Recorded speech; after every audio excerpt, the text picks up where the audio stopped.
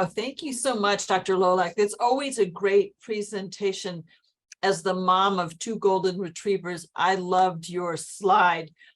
I know I am guilty of my mind being full, and yet my dogs are walking and they're mindful and they're paying attention and they're sniffing everything. And it was just such a nice image to keep in my mind, and I think that really helps. So there are a couple questions that have come in, and I had one too. Catastrophic thinking. That's something that as a loved one, as a caregiver, can be really hard when maybe a patient, or likewise the patient feeling the same way about a loved one, is kind of stuck in this mode of catastrophic thinking. What are your suggestions for kind of bringing that to the forefront so that the couple can address it? The patient and their caregiver can address the catastrophic thinking. Yeah, I think that's a good question, and also a tricky one, right? Because we all do it. We all tend to go to the worst possible outcome. Even though we know that the real chance of that may be low, but that's how the brain works. So I would say that there are many steps of this, but the first step is an awareness.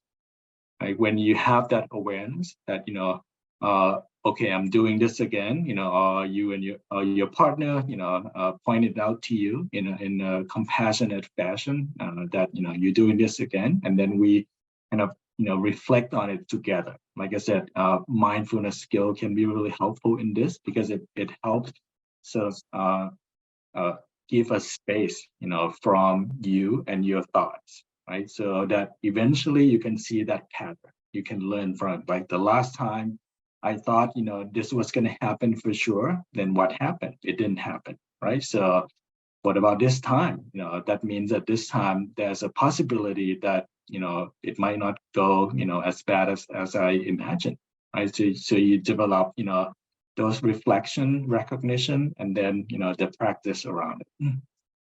Yeah, I know. I'm one of those people. I play a mean game of worst case scenario. I always can think about the worst, and it's sometimes really hard. And you did a really nice job explaining that. So a couple of questions. I feel like even if I beat this disease, I've lost all ability to feel carefree or joyful due to the chronic anxiety that it will eventually come back and progress.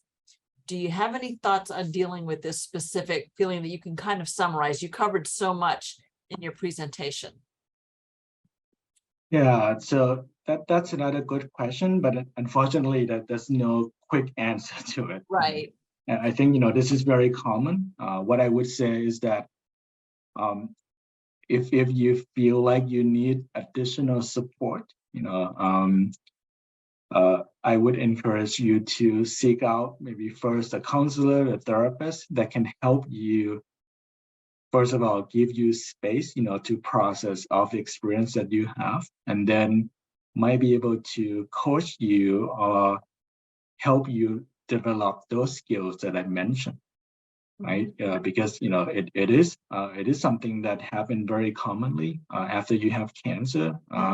Because how traumatic it is, like I mentioned, but at the same time, the brain is also capable, to change with enough support and practices. Whether those support involve counseling practices, or even in some cases medication, then I would say explore those options. Great. All right. I have anxiety about exercising because I fear it will cause a problem or make something worse. I feel like bladder cancer has robbed me of my ability to enjoy exercise. Any suggestions of working through this? You mentioned exercise as almost a therapy for the stress and distress. So how do you get over the fear?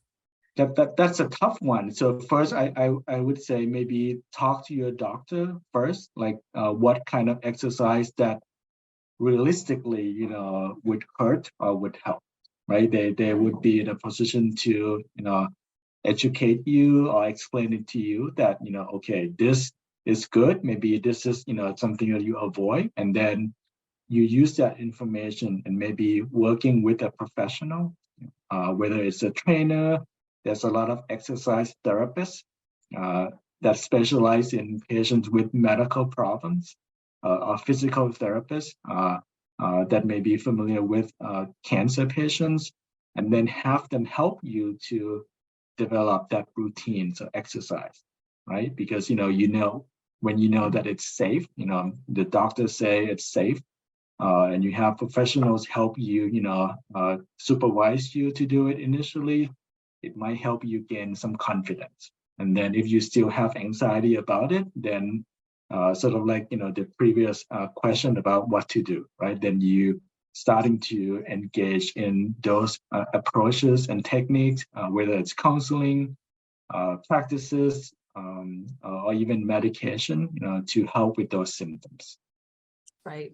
And, it doesn't have to be exercise like a big program.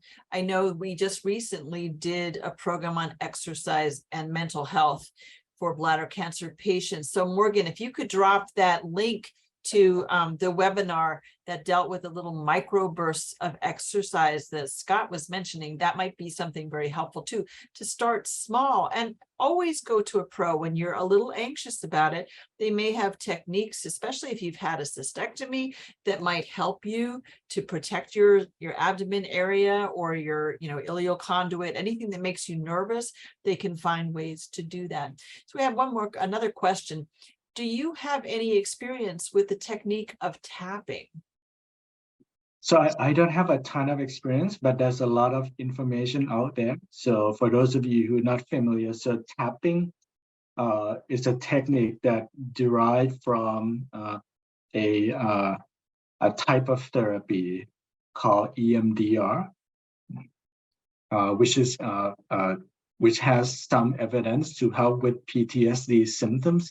So basically, the idea is to use tapping as a form to help your brain two sides of your brain integrate the trauma. And again, I'm not an expert, but and the tapping that that is not technically EMDR, can help with some anxiety, sort of from the same concept that you help the brain process all this stress, so that the brain knows that the difference between what's in the present and what's the memory, right? So, and at the same time, it can help with relaxation by giving your body a sense of comfort, right? So sometimes it doesn't have to be a tap, it could be a soothing techniques, like when you feel really anxious. Some people would feel better by just kind of sort of like a self-talk, right? Or just self-soothing, doing this, or tap your legs, to send a signal back to the brain that everything is okay. So I believe there's a lot of resources, books about it, and there's some professionals that have a lot of expertise about it. So I would refer you to those. Great.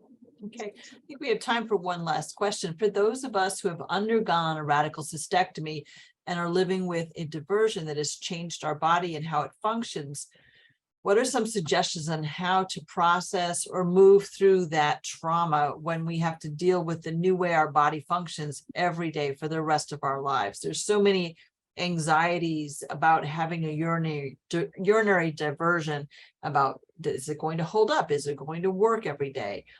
And that, stress and anxiety that comes along with it.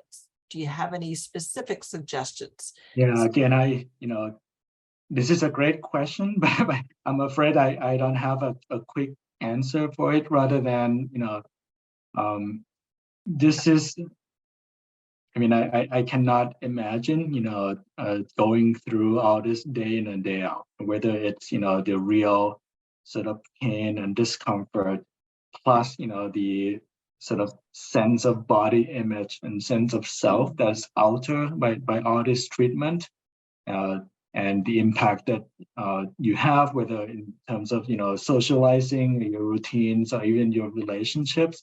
This is a lot, okay, and I would imagine that when issues like this, is really kind of impacting your day-to-day life, you might really benefit from a professional that can help you, kind of process, and give you some specific techniques in all of this. So I would recommend probably finding a therapist, someone that you can trust, that you can develop a relationship with, and then work with them, on these specific issues. Yeah. So again, I know that people may be joining us from all over the country. If you're in the Northern Virginia area, you can stop by Life with Cancer and see Dr. Lolak and his team.